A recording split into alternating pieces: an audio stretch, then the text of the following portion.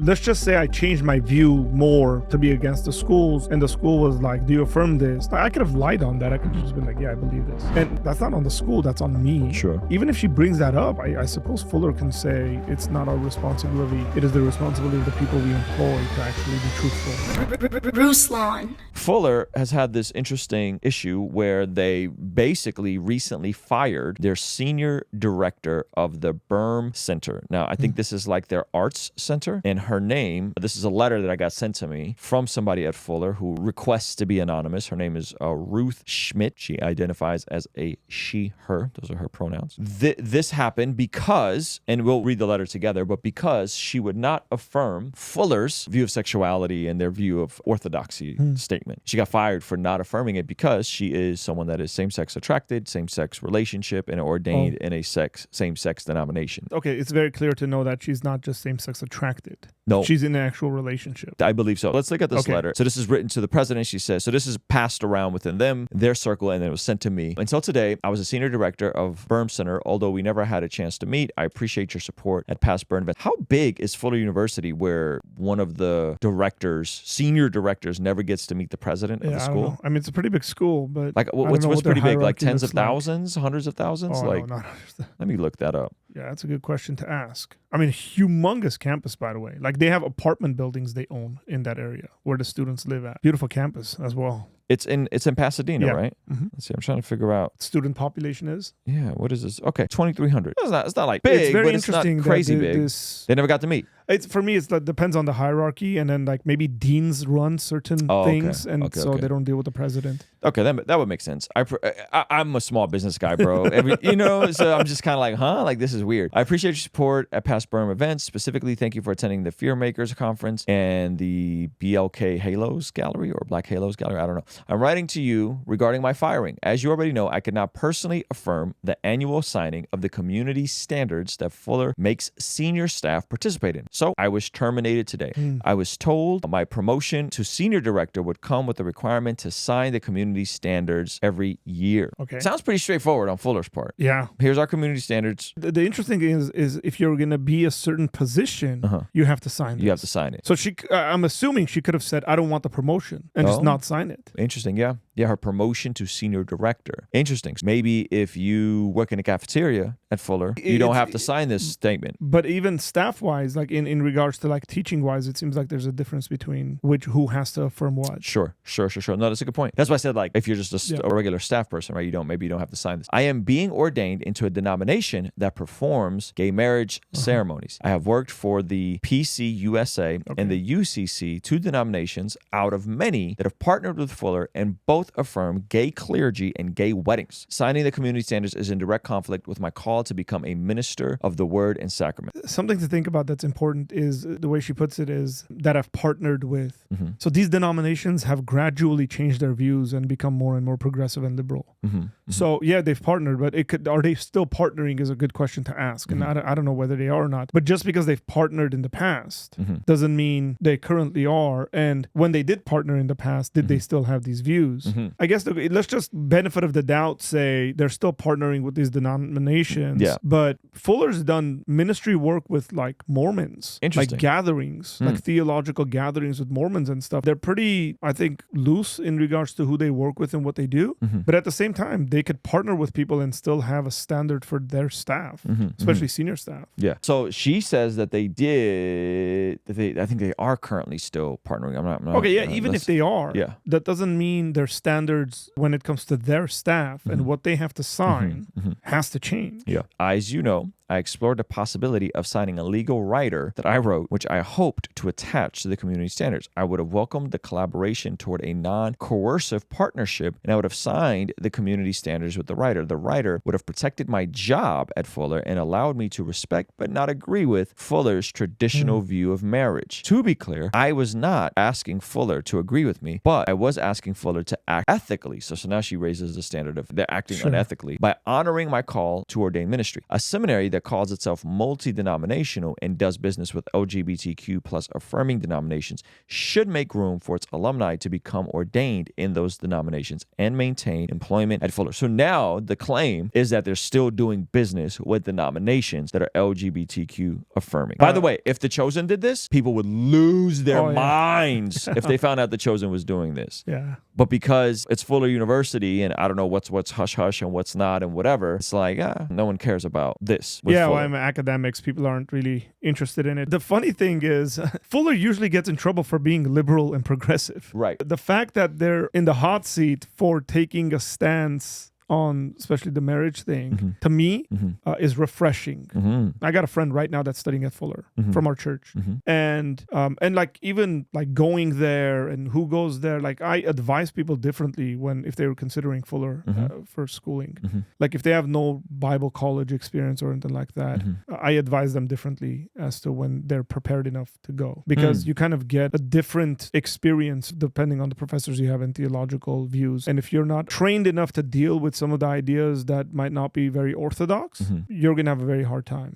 Yeah, because I've also heard that folks who go to seminary tend to deconvert as well. And I don't know if that's kind of what you're hinting at, or deconstruct or whatever. Well, I've seen people go to seminary and come out believing in full-on universalism and things of that sort. Yeah. I'm not even talking about Christian universalism, just the idea that everybody will ultimately be saved in Christ. Right. These are people who are like, no, all the religions lead to God, and we're just like one, like things of that sort. Like I've seen all of it. But again, like in regards to seminaries, you get more conservative ones. Like I chose to go to Talbot because I knew what I was going to get, and they had the program I wanted, but I knew what I was going to get. I didn't feel like I was going to have to argue and challenge my professors on certain views, where at Fuller, the professors have more diverse views. And maybe somebody wants that. That's fine if they want to afford that. But this is the interesting thing, is that they're getting in trouble for... Now they're too conservative. Yeah, but they're not. That's the thing. It's like they're not. It's just as an institution, they have the complete right, whether it's a sexuality thing they sign or a doctrinal statement. There are schools, if you have a different end times view, you can't work there.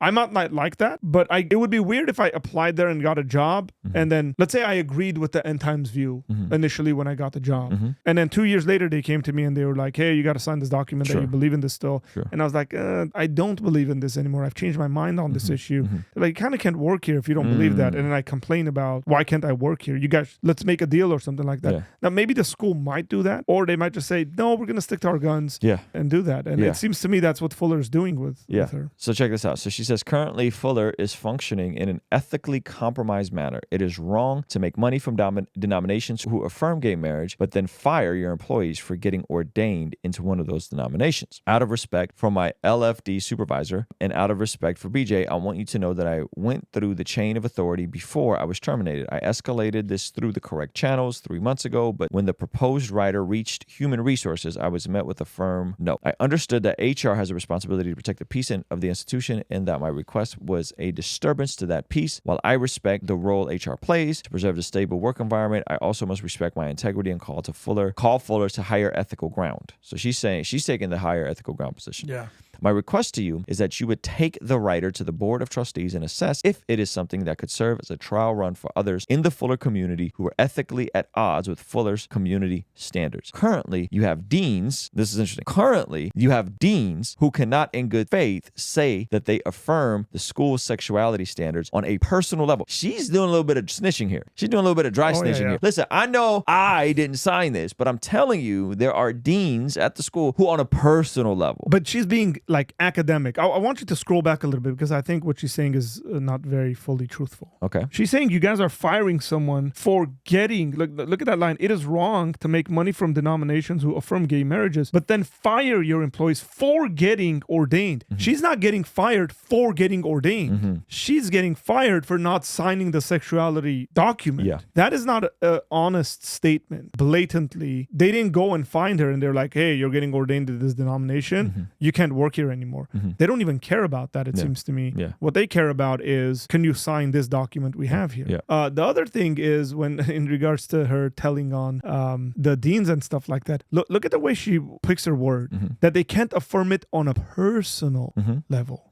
So these are individuals who've said, we will sign the document, but personally, we don't affirm it. Which there's ethical issues there, I would say. Like, what do you mean? Like, it's kind of like people saying, I wouldn't have an abortion, but I think you should have the right to have an abortion. Right. Yeah, Like, that's a good parallel. That's a good parallel. So I'm sure you can see how this topic will not go away with my termination. There are many others like me working for you. The feedback and data show that the Fuller community in Pasadena is moving toward being affirming of married LGBTQ Christians. Student Council recently conducted a survey that I am sure you have seen. The sooner Fuller has some type of next step, the better it will be for the school. The world needs Fuller to be an ethically healthy place. I like that she keeps appealing. Like, this is very manipulative and interesting, the way she keeps appealing to being ethical, right? Not being biblical, but being ethical. Yeah. Right. I think this is a hopeful opportunity for the very diverse body of Christ at Fuller to come to the table in unity. That unity is all the more powerful and honors the Prince of Peace because we disagree. There can be no coercion in true Christian community from either party. Claims that they're unethical, claims that there's coercion, claims that they're not unified. However, if Fuller will not repent. Now she's calling this repentance. This is strong language. And change of its own free will, the consequences of continuing to act unethically will be devastating. I talked to lawyers about my termination, and some told me that Fuller will not have a legal standing in the future if the school, every faculty member and person in leadership cannot testify that they agree with the community standards as a sincerely held belief. In a legal setting currently, you have many in leadership who, if under oath, would not be able to say they personally hold to Fuller sexual policy as a sincerely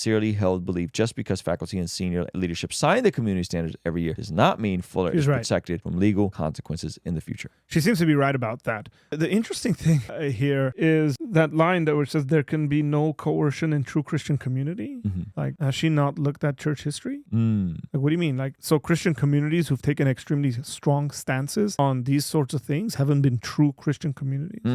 Like, you're taking the moral high ground and judging these Christians who've had high moral standards and said, we're not going to tolerate anything other than what we think the Bible teaches. And so that's like a very interesting way of putting it. In regards to her claim that there's people who are here who are kind of to save their jobs signing this document, but they don't really believe it, she's right. People shouldn't do that.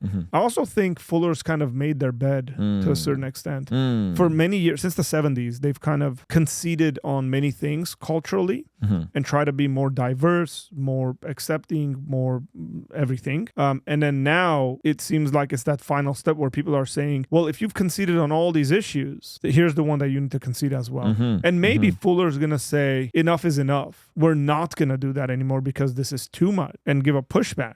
But with that could be that they lose a bunch of professors and X, Y, and Z. Maybe the school goes on a reversal and becomes more conservative or something like that. Can you give me examples of any things they've kind of folded on and now like that seems to be in contradiction with this? Is there anything you can think of? They've rephrased their statement, and I'm not saying I agree or disagree on this. I'm just saying they're one of the schools that have rephrased their view on like inerrancy and infallibility and stuff like that. Okay. And they might even be right on it. I'm not sure, because I have friends who graduated from Fuller who believe in infallibility and inerrancy that would defend Fuller's statement, and they say it's a more kind of nuanced position and stuff like that. I knew pastors that graduated from Fuller in like the 70s, and they were like, wait, that was a different school than what it is now. The sexuality thing, I think they like accepting students that are like open, as far as I know. I hope I'm not wrong. I'm not saying wrong information. If I am, correct me, please. That they accept students who are in open relationships, same-sex relationships and stuff like that. Seems like you said she seems to be in one. I'm not sure if she's in one, but she definitely holds an affirming theology. They've had that. It's been pretty diverse in regards to the school. I got friends who've come out of Fuller completely fine. I just want to say that. So she then goes on to explain what this means, right? You have to have many leadership who under oath would not claim this statement, right? So she says, for example, in order to qualify for exemption from FEHA, California's Fair Employment and Housing Act, and be legally considered a nonprofit religious corporation, Fuller must be able to prove their sexuality standards are agreed upon by the entire organization as a sincerely held belief on a personal level. So you got to prove the entire organization believes it on a sincerely personal level. Fuller would not be able to prove that in a California court of law. So she's kind of like, wink, wink, like you guys, I know that you guys don't all believe this, who keep signing this. And if I escalate this, you could potentially lose your exemption status from Fair Employment and Housing Act. Yeah, I don't know how how that would work. I don't know how any organization can prove whether their entire staff sincerely holds, because people change positions all the time on this thing. Sure. The school can say, it's not on us, this person lied, right? Like, we gave them the document, we told them, can you sincerely sign this? Give me this. I worked at a Bible college for a couple of semesters, and I had to sign one of these documents. There was a point in the document that I ideologically disagreed with, but it's not something like that's a big issue for me, and it had nothing to do with what I was teaching. So I wrote a little like nuanced thing next to it. I was like, I can't really affirm this, but here's where my position is, because I think that statement was too black and white, where mine was more of a middle ground comment. I explained it, and then they were like, cool, like, we can tolerate that. Let's just say I changed my view more to be against the schools, and the school was like, do you affirm this? I could have lied on that. I could have just been like, yeah, I believe this. And that's not on the school, that's on me. Sure. As someone who's saying, yeah, even if she brings that up, I suppose Fuller can say it's not our responsibility. It is the responsibility of the people we employ to actually be truthful. Why don't you go and work at an institution that believes those things? Right. I decided not to pursue a legal path with Fuller because I've been around the school long enough to see that Fuller does not respond to public correction as opportunities for moral realignment. The only thing Fuller has learned from the multiple lawsuits brought over this issue is how to hide behind lawyers, dig in their heels. Yeah, I think that's a cheap shot. My very honest, raw opinion of that. That's a cheap shot, man. You know, the school hides behind lawyers.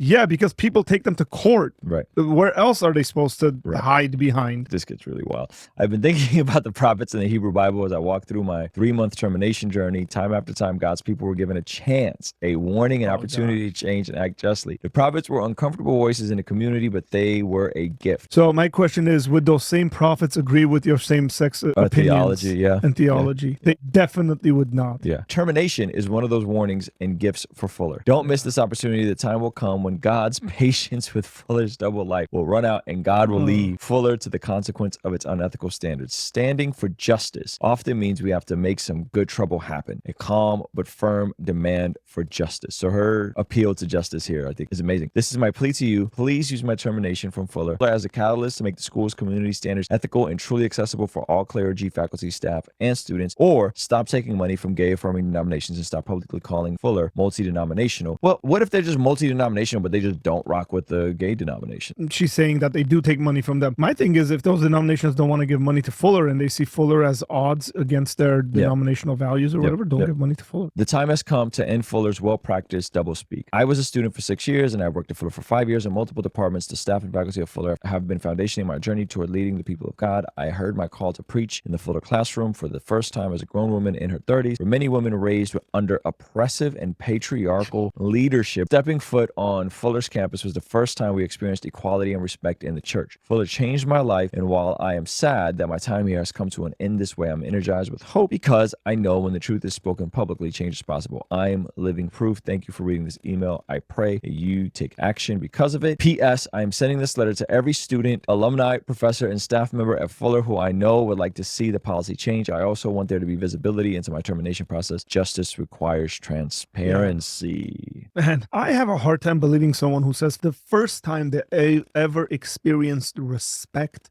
in the church.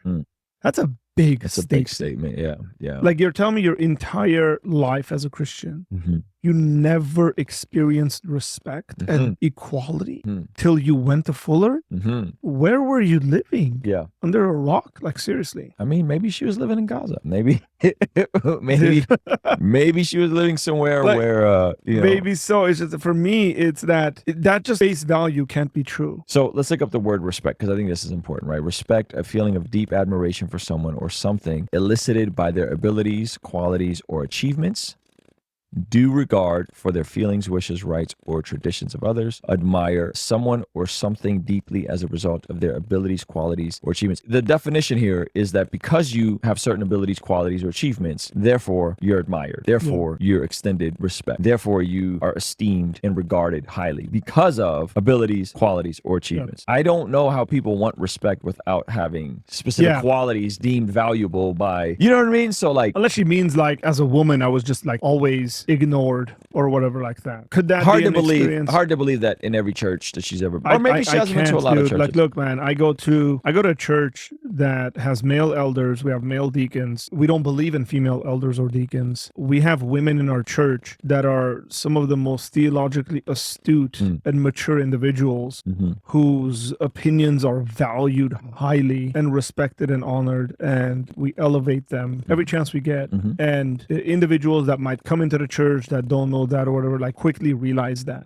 I've seen that happen over the last year, and I'd say they feel respected. Is it challenging? Yes, but it's also challenging for a guy. Right? Like, it's challenging for all of us. How is it challenging for a guy? What do you mean by that? It's challenging to be in leadership, period. I got you. You make decisions in leadership, and if you have 30 people, you have 25 opinions. Like, it's just challenging being in leadership. Got you. Okay. Right? Now, I would say there are different sorts of challenges, right? But I don't know any church where women, especially women who are driven and strong and understand theology and stuff like that, are just told to, like, shut up. I just frankly don't know any church. And I know very conservative churches. I think the churches. I'm sure there are. There are. I'm not saying there aren't. Yeah. There are. Here's what I've seen in the more conservative churches that are like balanced in ways. It's saying, wow, you're gifted in these ways. How can we use your giftings, even though we don't think you can be an elder or a pastor or a deacon or something like that? How can we use your giftings because you're really good at what you do to bless our church, right? Look, children's ministry gets just like it's a byproduct. Like, dude, that's our children. Like, I don't want my children being taught the Bible by someone who's just like super ignorant about the Bible. So my wife has been involved in the children's ministry at her church, and the women treat it seriously, developing the curriculum or shopping for curriculum, like reasoning through things. Does it have this? Does it have that? Like, it's serious work that I don't think about that a good amount of the women at our church do. And so I think that enhances our families. It enhances our church community. Like, to just say, oh, I've been through the church, I've been at the church for 20 years and nobody's ever respected me. For me, frankly, is like, I can't believe it fully. If she's coming from an egalitarian mindset where equal outcome in every regard is what she means by respect. Well, But look, I'll tell you this, we have women in our church that are egalitarian in their theology, but they're at our church because they love the community. They're shown respect and honor. They theologically disagree, yet submit to the leadership of the church. What do you think Fuller goes from here, and how do you think this is going to this is going to be interesting. This is going to be interesting. See, she says she's not pursuing legal action. I think you're right. She tries to take the moral high ground. The reason she's not taking legal action, she says she's talked to lawyers, is because she knows she'd lose. The lawyers told her this could happen, but either Fuller's really good with the lawyers they have, or it's just not something you can win, given the way these organizations are set up and structure, private schools. This is encouraging to me as a conservative. I think Fuller should put their foot down in regards to the sort of faculty they have, because you are forming the minds of younger theologians and younger pastors in the church. At one point or another, you got to put your foot down so that we don't see the wacky stuff that we're seeing in the church now. Fuller's been a very, very well-known seminary for a very long time. And so I like it. I commend them. I think they should do more stuff like this. According to the Bible, that prayer is extremely important in terms of us being transformed from the inside out when we get aligned with God's will. For the Christians watching this channel, I want you guys to implement these spiritual disciplines in your day-to-day life. And the only way I've been able to do this consistently is through writing down my prayers in a prayer journal that does a few things. One, it allows me to reflect and come to God humbly and ask Him to move on my behalf. And two, it allows me to document my prayers, which ultimately help me remember the very things that I was praying for and see the hand of God tangibly in my life when He answers them. So I would urge you, consider writing down your prayers. It could be in a blank notebook. It could even be on your phone. Or you could check out the one I personally designed and used from my own quiet time and spiritual discipline that I think will be a huge blessing. It's the exact structure and system that I've used for years to pray and be more consistent in my spiritual disciplines. You can pick yours up today by clicking the link in the pinned comment below. All right, I'll see you over there. Peace.